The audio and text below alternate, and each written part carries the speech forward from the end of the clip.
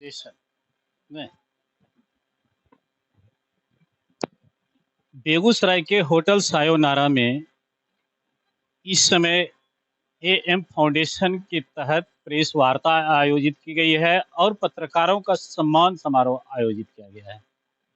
हमारे साथ प्रकाश जी हैं और इनके साथ ज्योति रंजन जी हैं।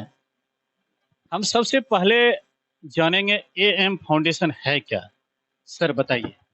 एम फाउंडेशन शिक्षा के क्षेत्र में लगातार 6 साल से वर्क कर रहा है। सामाजिक उत्थान के लिए, शिक्षा में उत्थान के लिए, शिक्षा का विकास कैसे हो, इस पर हम लोग लगातार काम करते रहते हैं और आगे और इसका कुछ बढ़ेगा, जो शिक्षा के क्षेत्र में किस ढंग से विकास हो। मेन मेरा काम सामाजिक और शिक्षा क्षेत्र में एनजीओ का है। आज सर पत्रकारों का सम्मान समारोह कर रहे हैं, इसका उद्देश्य क्या है? एक पूरे बिहार में मैसेज है, जो शिक्षाविद जितने भी है वो थोड़ा सोचें और शिक्षा के बारे में कुछ दिशा निर्देश करें, जिससे शिक्षा नीति अच्छा हो, छात्रों की रोजगार का अवसर मिले। यही सब बात है। चलिए, हमारे साथ प्रकाश जी भी हैं। प्रकाश जी, क्या मन में आया तुरंत कि आज पत्रकारों का सम्मान करें? सबसे पहले आप सभी पत्रकार बंधुओं को बहुत बहुत धन्यवाद कि आप आए, हमें अनुग्रहित किए।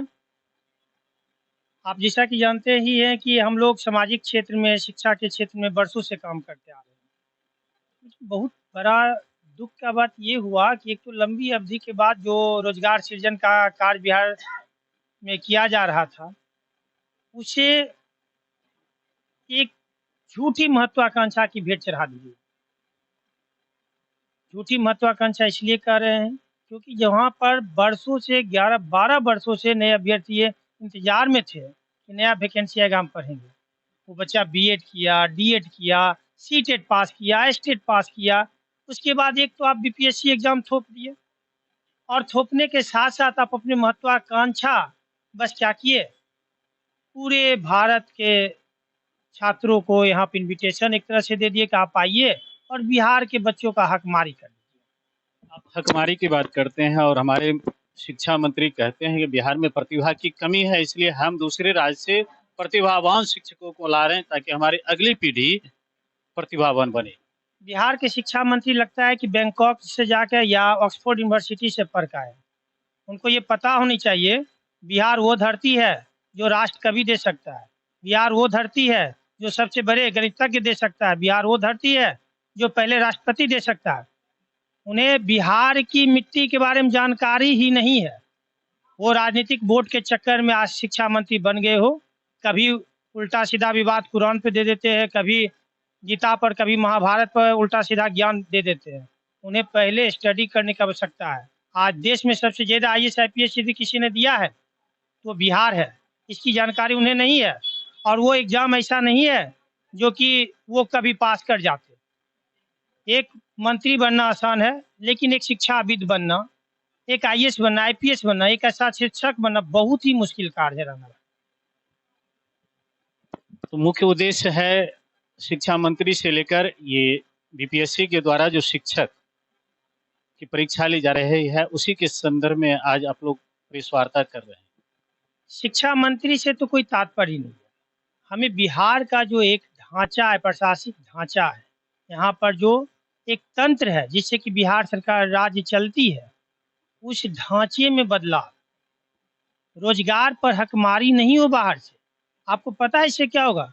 यहाँ का एससी एसटी ओबीसी कल्चर अलग है और दूसरे राज्य से आएंगे, वहाँ का एससी एसटी ओबीसी में फर्क है। इससे एससी एसटी ओबीसी का भी हकमारी होगा। जहाँ उर्दू शिक्षक में केवल बिहार के शिक्षकों की बहाली होती, मुस्लिम समाज के शिक्षक बनते, वहाँ पे उसका भी हकमारी होगा।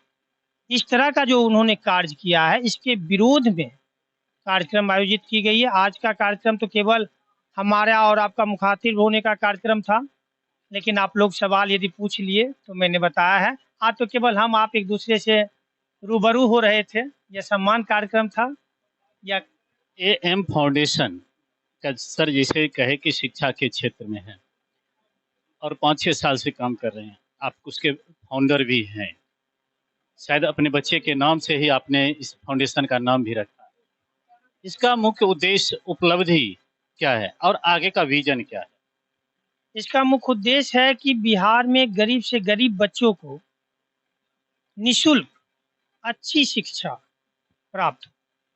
पैसे के कारण कोई बच्चे अच्छी शिक्षा से वंचित रह जाए, उसे दूर करने का प्रयास हम फाउंडेशन कर रही है। हम जहां तक सक्षम हैं, अप्रॉक्सीमेटली अभी तक में 2000 से ऊपर बच्चों को 10th तक की निःशुल्क शिक्षा दे चुके हैं, और साथ ही साथ कुछ स्कूलों से टैगिंग है जो कम शुल्क पर वो बच्चों को पढ़ा रहे हैं। साथ ही साथ बाढ़ हो चाहे कोरोना काल हो, सामाजिक उत्थान के कार्यक्रम में हम लोगों ने कार्य किया है। 2019 के बाढ़ पीड़ित क्षेत्र मटिहानी विधानसभा में हम लोगों ने खाना पीना का बंदोबस्त किया, तो कहीं जाकर कुंभकर्ण निंद्रा में सोई उस समय की बिहार सरकार जगी। 20 दिन बाद उन्होंने भोजन पुनर्वास की व्यवस्था की थी। 20 दिनों तक हम फाउंडेशन ने देखा था इस कार्यक्रम। साथ ही साथ यह कहना चाहते हैं कि यह फाउंडेशन जो है बिहार के प्रतिभाओं के प्रति समर्पित है। जो दबे कुचले वंचित लोग हैं उनको अच्छी शिक्षा देना सामाजिक उत्थान के कार्य में करती है। आपने कहा आपको उपलब्धि क्या है? यदि हमारी संस्था के द्वारा केवल एक बच्चों का भविष्य अच्छा बन जाता है तो यही हमारी उपलब्धि है। और इस उपलब्धि को जानने के लिए बेगूसराय में, खास करके बेगूसराय विधानसभा और मटिहानी विधानसभा में आपको डोर टू डोर जाके बच्चों से पूछना पड़ेगा कि हम फाउंडेशन की उपलब्धि क्या है। इसको मैं अपने मुंह से नहीं बताना चाहता। नहीं, आज जो आप सम्मान समारोह आयोजित किए उसका उद्देश्य ये तो नहीं था कि मटिहानी से अब निकलकर पूरे बेगूसराय के 18 प्रखंड तक पहुंचे?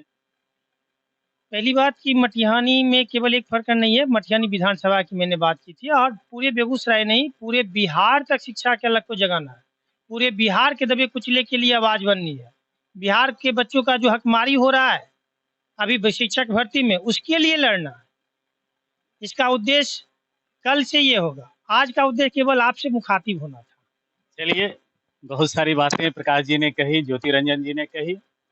प्रेस वार्ता नहीं, पत्रकार और इनका मिलन था, पत्रकारों का सम्मान समारोह था।